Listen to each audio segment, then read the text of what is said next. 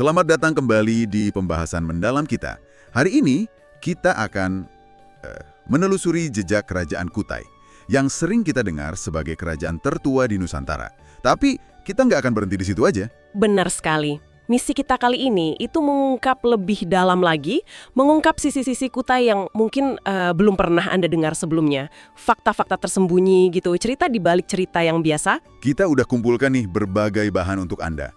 Mulai dari bukti arkeologis primer ya, kayak prasasti Yupa itu, terus ada hasil riset di jurnal sejarah, contohnya Amartapura. Ya, terus juga catatan seminar ilmiah dari lembaga seperti BRIN, kajian spesifik tentang proses islamisasi dari skripsi UIN Alauddin, dan analisis keruntuhannya dari berbagai sumber juga. Lengkaplah pokoknya. Tujuannya jelas ya, memberikan Anda pemahaman yang lebih utuh, lebih kaya, dan mungkin ya sedikit mengejutkan tentang peradaban awal di Kalimantan Timur ini. Betul. Kita akan lihat Kutai itu nggak cuma sebagai kerajaan Hindu kuno yang statis gitu aja. Tapi sebagai entitas dinamis, dia terhubung secara global, mengalami transformasi besar, dan bahkan, nah ini dia, ternyata ada lebih dari satu Kutai dalam sejarah. Siap ya untuk beberapa momen aha? Oke, mari kita mulai dari bukti paling ikonik, 7 prasasti Yupa. Ini jangkar kita ke masa lalu kan? Bukti eksistensi kerajaan ini sekitar abad ke-4 atau ke-5 Masehi. Lokasinya di Muara Kaman, Kalimantan Timur. Ditulisnya pakai aksara Palawa dari India Selatan dan bahasa Sanskerta. Yupa ini memang luar biasa ya. Sumber-sumber kayak CNN Indonesia dan kukarpaper.com itu menjelaskan fungsinya nggak cuma sebagai prasasti pencatat peristiwa, tapi juga sebagai tiang pengikat hewan kurban. Oh, buat ngikat hewan kurban juga? Iya, dalam upacara besar, sekaligus jadi lambang kebesaran sang raja gitu. Ini bukti tertulis sejarah tertua yang kita punya di Indonesia. Tapi, nah ini dia nih fakta menarik pertama yang mungkin bikin kaget. Nama Kutai itu sendiri ternyata tidak tertulis di prasasti Yupa manapun. Loh, gimana tuh? Nah ini pertanyaan penting. Kemungkinan besar ya, seperti yang diungkap di jurnal Amartapura sama skripsi UIN Alauddin itu, nama Kutai itu label aja. Diberikan oleh para peneliti, mungkin di era kolonial atau setelahnya. Oh, karena lokasinya. Betul, berdasarkan lokasi geografis penemuan prasasti di wilayah Kabupaten Kutai sekarang. Prasasti-prasasti itu sendiri cuma nyebut nama raja-raja. Mulawarman, terus ayahnya Aswawarman, sama kakeknya Kudungga. Menarik sekali. Nah, ngomong-ngomong soal nama-nama raja ini, ada yang unik nih. Nama Kudungga, sang pendiri yang disebut di Yupa itu, kedengerannya kan beda banget ya dari Aswawarman sama Mulawarman yang kental banget nuansa Sanskertanya. Apa artinya ini? Para ahli sejarah ini banyak dibahas di berbagai sumber termasuk Kompasiana punya dugaan kuat nih bahwa Kudungga itu nama asli Nusantara, bukan nama India. Wah, oke. Ini jadi petunjuk penting pertama kita tentang tema yang bakal terus muncul nanti. Gimana Kutai dari awal udah pinter banget memadukan unsur lokal asli Nusantara dengan pengaruh dari luar. Jadi kepemimpinan awalnya itu mungkin figur lokal yang kuat. Baru keturunannya ya, si Aswawarman itu, yang kemudian mengadopsi nama dan sistem kehinduan secara lebih penuh gitu? Tepat, Aswawarman bahkan dapat julukan Wamsakerta di Yupa, artinya pendiri keluarga atau dinasti. Ini nadain dimulainya dinasti Hindu. Aswawarman inilah yang dianggap Raja Kutai pertama yang memeluk Hindu. Jadi proses akulturasinya nggak instan ya?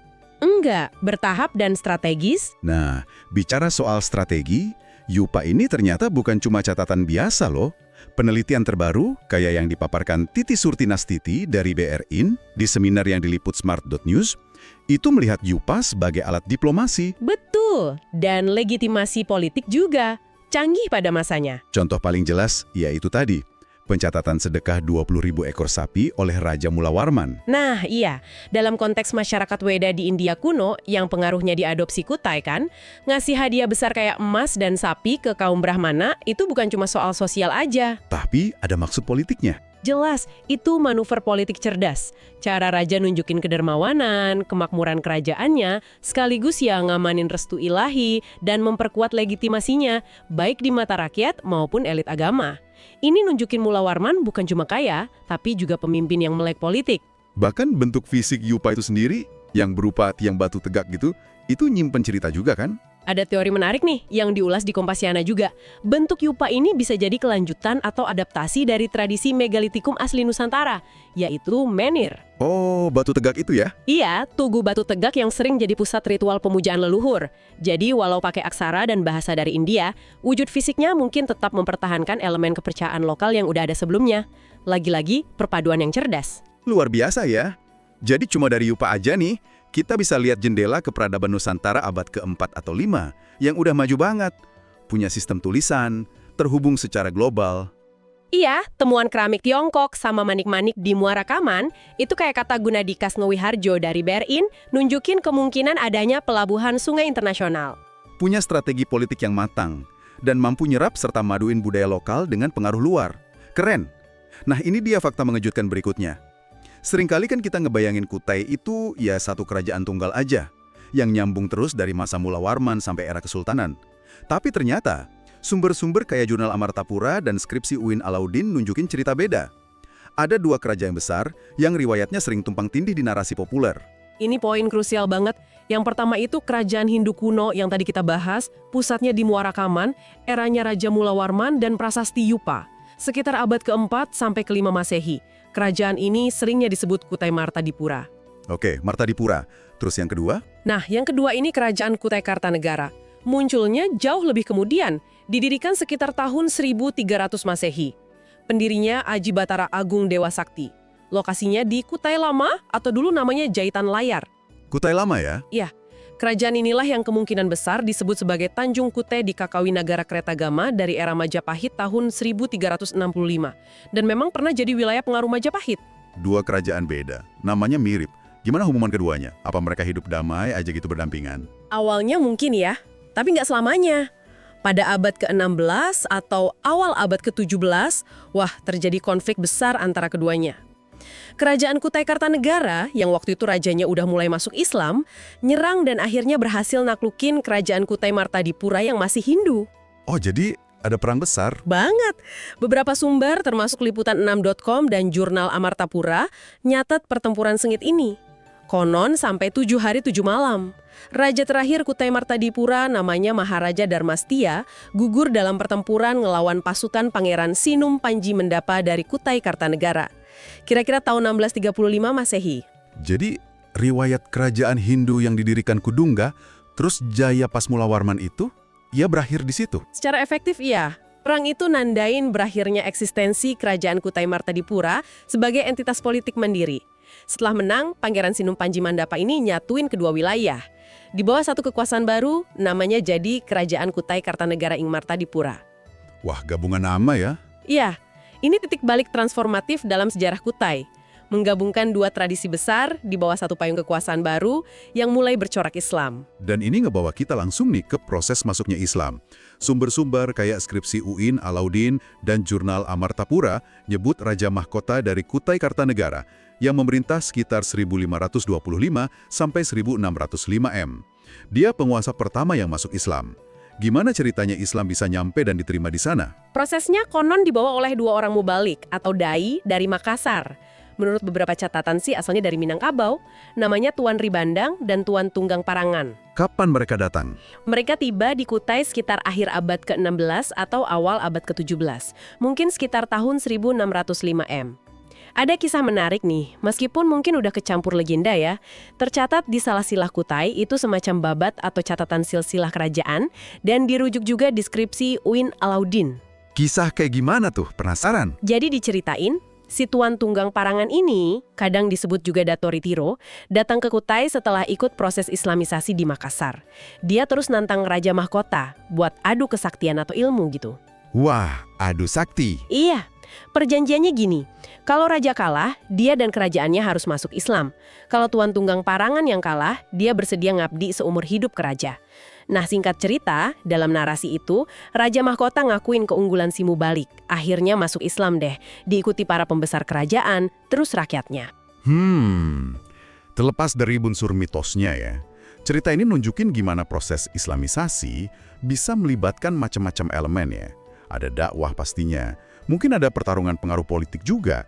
dan adaptasi cerita lokal yang dramatis buat melegitimasi perubahan besar dalam keyakinan. Bener banget. Dan skripsi Uin Alauddin itu juga ngerangkum faktor-faktor yang mempermudah sama menghambat proses ini. Faktor pendukungnya ya jelas, dukungan politik dari raja yang udah konversi. Itu pasti ngebantu banget. Iya kan? Terus daya tarik ajaran Islam itu sendiri, yang mungkin dianggap lebih egaliter dibanding sistem kasta di Hinduisme.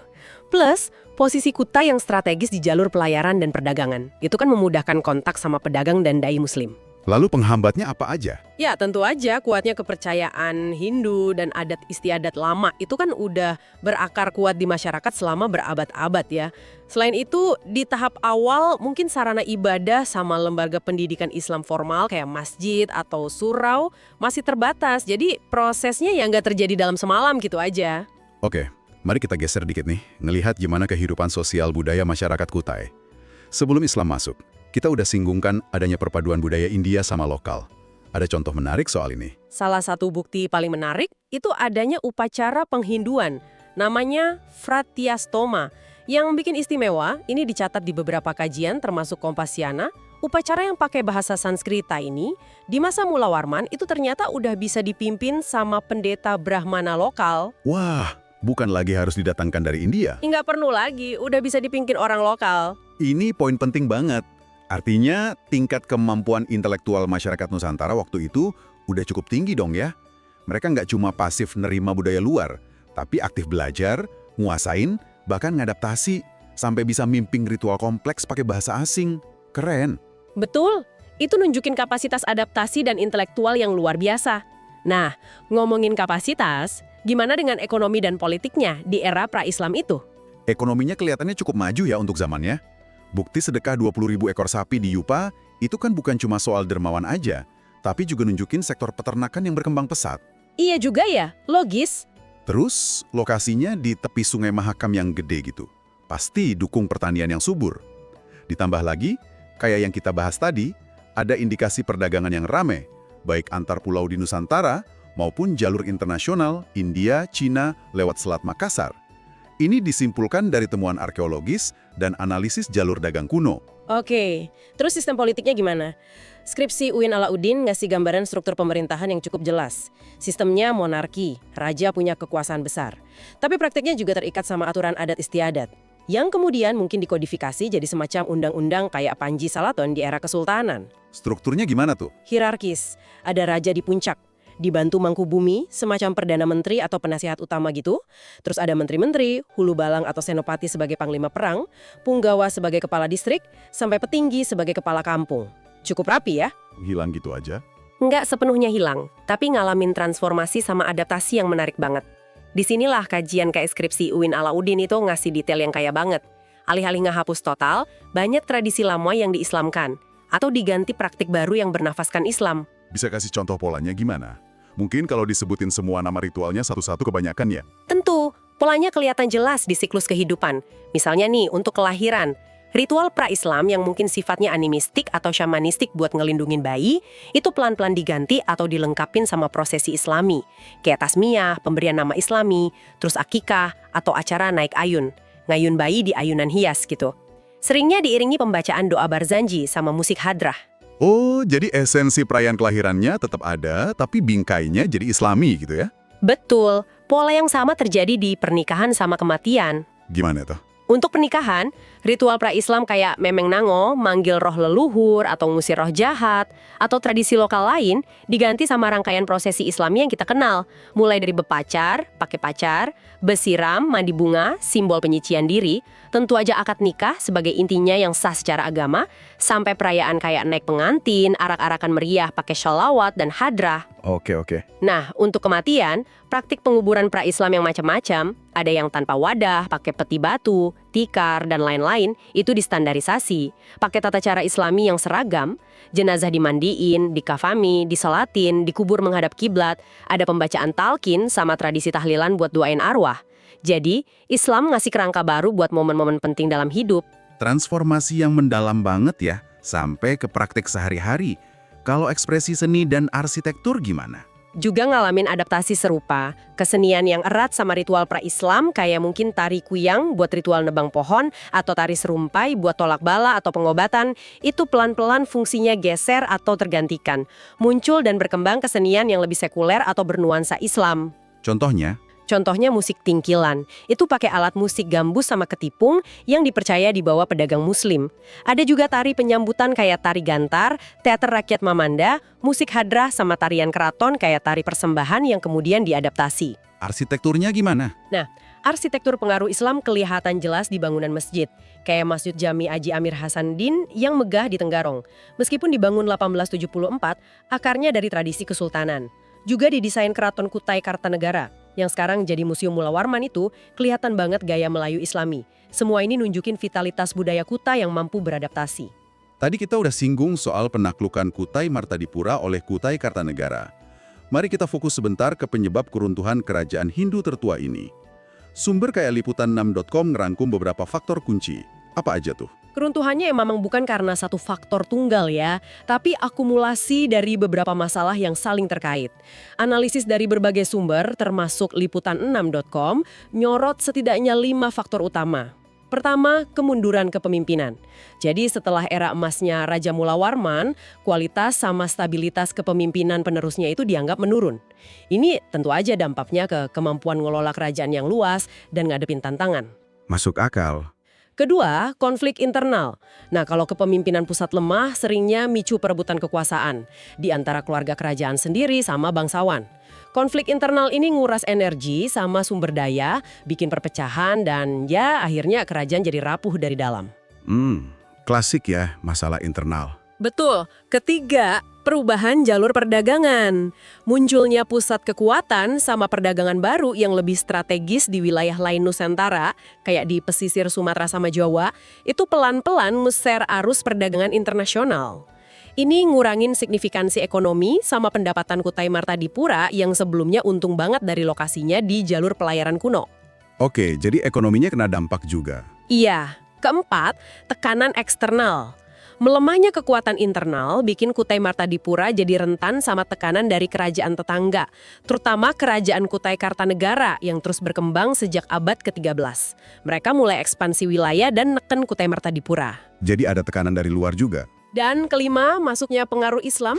Penyebaran Islam yang makin masif di kawasan sekitar dan bahkan mungkin mulai ngerembes ke masyarakat Kutai Martadipura sendiri, itu pelan-pelan ngerusak basis ideologi sama kekuatan kerajaan yang landasannya tradisi Hindu. Munculnya kekuatan politik baru berbasis Islam yaitu Kutai Kartanegara jadi ancaman langsung.